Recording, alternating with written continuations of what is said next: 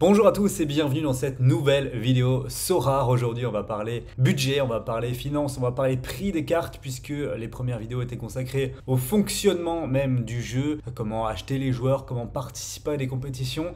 Tout ça c'est bien beau mais maintenant ce qu'on veut c'est posséder des cartes, faire des bonnes affaires et connaître un petit peu les budgets qui sont nécessaires pour participer aux compétitions et surtout pour gagner. Puisque participer ne suffit pas, il faut être performant, il faut avoir des équipes qui ramènent des points, des joueurs qui soient titulaires et bien présents sur le terrain. Ça va être vraiment la thématique de la vidéo d'aujourd'hui. Si vous l'appréciez, si vous appréciez le contenu qui est réalisé sur la chaîne, n'oubliez pas de mettre le pouce bleu, c'est très important, et de vous abonner. Ce que vous ne devez surtout pas oublier également, c'est qu'au moment de votre inscription, si vous regardez la vidéo aujourd'hui et que vous n'êtes pas encore inscrit sur Sorare, il est primordial de s'inscrire avec un lien d'affiliation. Alors évidemment, je vous en parle parce que je vais vous mettre le mien, mon lien dans la description et en commentaire épinglé. Mes affiliés auront droit à un accès exclusif à un groupe Discord ainsi qu'à des formations pour se lancer sur Sorare. Et en plus de tout ça, si vous passez par un lien d'affiliation, et uniquement si c'est le cas, si vous tapez Google sur Sorare et que vous allez directement vous inscrire comme ça, vous n'aurez pas le fameux bonus qui consiste en une carte avec une valeur monétaire offerte une fois que vous avez gagné 5 enchères sur le jeu. Donc c'est hyper important, c'est littéralement de l'argent offert par Sorare qui vous permettra soit d'utiliser la carte, soit de la revendre.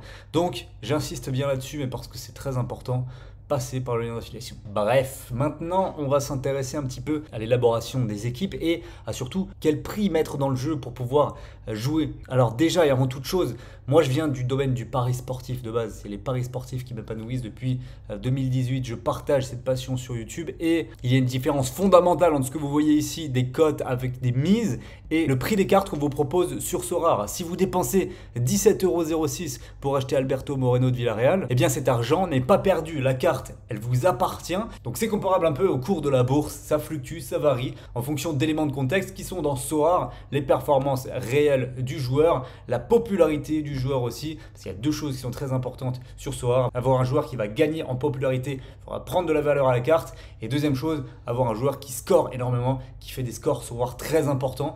Ça va faire également progresser la valeur de la carte. Mais ce qui m'intéresse aujourd'hui de parler un peu avec vous, c'est des valeurs des cartes. Vous vous demandez probablement quelle somme je dois mettre dans le jeu pour commencer, pour être performant et pour faire ma première équipe. Eh bien, c'est exactement ça que je vais essayer de vous expliquer dans cette vidéo. Premièrement, vous pouvez démarrer avec n'importe quel budget. Si on va sur le marché des enchères, mais c'est également le cas sur le marché de la revente, il y a des cartes qui partent à tous les prix. 60 €, 10 €, 13 €, 36 centimes ici. Et par contre, ça peut aller beaucoup plus haut avec des joueurs plus connus. Vinicius ici.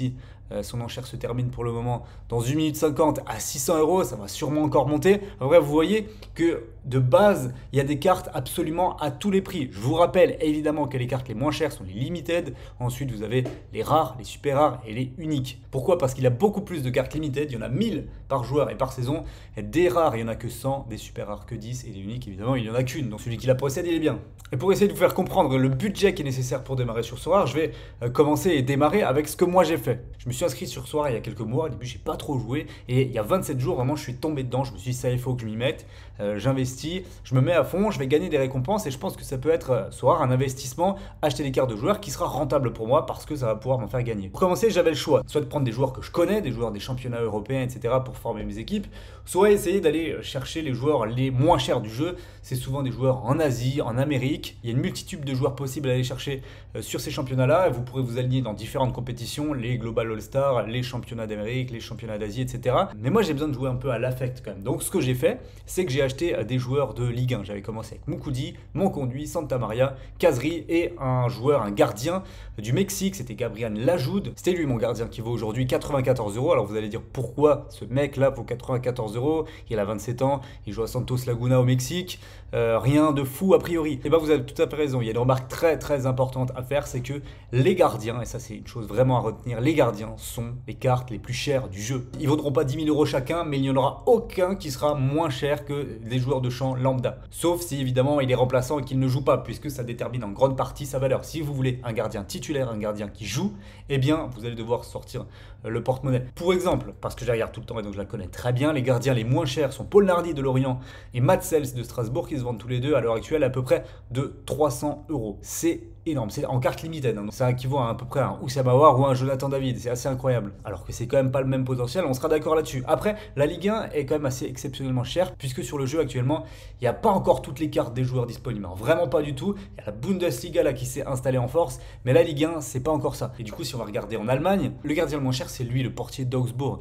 Et voilà, un Polonais de 33 ans, il est titulaire, il vaut 160 €. Donc c'est tout de suite quasiment moitié prix par rapport au gardien moins cher de Ligue 1 qui est titulaire. Donc ça, c'est quand même hyper important à dire, c'est que les gardiens valent cher sur le jeu. Vous allez pouvoir vous faire des joueurs de champ à des prix intéressants et qui ont des notes intéressantes également. Par contre, le gardien, si vous voulez un bon gardien titulaire, va falloir mettre le prix. Moi, j'avais donc pris Guibran Lajoud. Je l'avais payé à l'époque 60 €. Les gardiens les moins chers du jeu, pour le moment, c'est eux. Vous voyez, Lajoud, il est là. Alors, il y a principalement des mecs qui jouent en Major League Soccer. Pourquoi ? Parce que le championnat se termine bientôt. Donc, vous allez avoir l'impression de faire des bonnes affaires, d'acheter les gardiens pas chers pour moins 200 €. Mais pour autant, dans quelques matchs, ils ne joueront plus. C'est pareil pour Lajoud. Alors, moi, ce que je vous conseille quand même, c'est d'investir sur des gardiens européens. Jusqu'au mois de mai, vous allez pouvoir jouer avec et vous n'allez pas dépenser 50, 60, 70 € sur un gardien qui, dans un mois, n'aura plus de match, donc ne pourra plus être utilisé dans les compétitions. Moi, ce que j'ai fait, c'est que j'ai investi dans certains des gardiens les moins chers du jeu. J'avais acheté David Soria de Retafe lorsqu'il était au fond du trou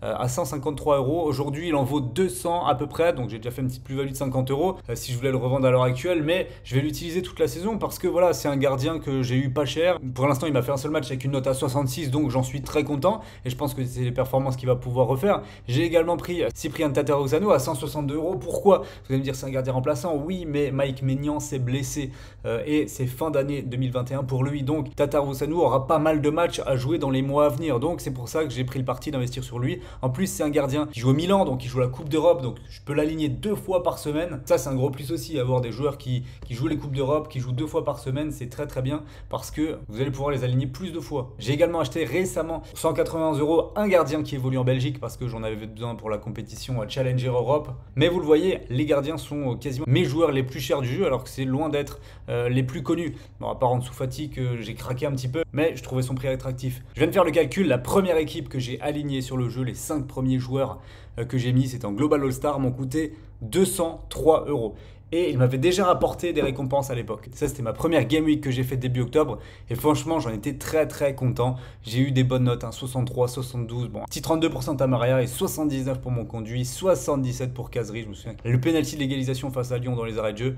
Bref, et du coup, ça m'avait apporté une récompense, puisque vous voyez ici, il fallait être dans les 1000 premiers pour recevoir un joueur, et j'avais fini 400e. Donc franchement, j'étais très très bien pour une première. J'ai gagné un joueur à 30 € à peu près. Donc j'étais très très bien pour ma première. Donc j'étais très bien pour ma première compétition, et j'ai gagné un joueur à 30 € à peu près. Je l'ai d'ailleurs toujours dans mon club. C'est lui, Nicolas Fréré. Bon, il perd de la valeur puisqu'il y aura moins de matchs à jouer, mais potentiellement, c'est un joueur qui peut quand même valoir aux alentours des 30 €. C'est donc comme ça qu'on démarre sur le jeu. Après, moi j'ai fait le choix de remettre de l'argent dans le jeu pour me constituer plusieurs équipes pour investir sur certains joueurs parce que vous n'êtes pas obligé d'acheter des joueurs qui valent cher parce qu'ils ont des grosses notes. Vous pouvez également acheter des joueurs qui sont peut-être remplaçants, qui ne jouent pas avec leur club, dans l'optique que dans quelques semaines, quelques mois, soit ils changent de club et ils soient titulaires, soit ils s'imposent, soit ils reviennent de blessure et à ce moment-là, la valeur du joueur va augmenter. Donc là, c'est tout à fait possible aussi pour vous d'investir sur des joueurs et de faire des plus-values par la suite sans participer aux compétitions. Donc en conclusion, quel budget est nécessaire pour se lancer sur Sorare pour avoir des équipes compétitives qui font entre 250 et 300 points pour pouvoir être dans les places récompensées? Eh bien moi j'ai dépensé 203 €.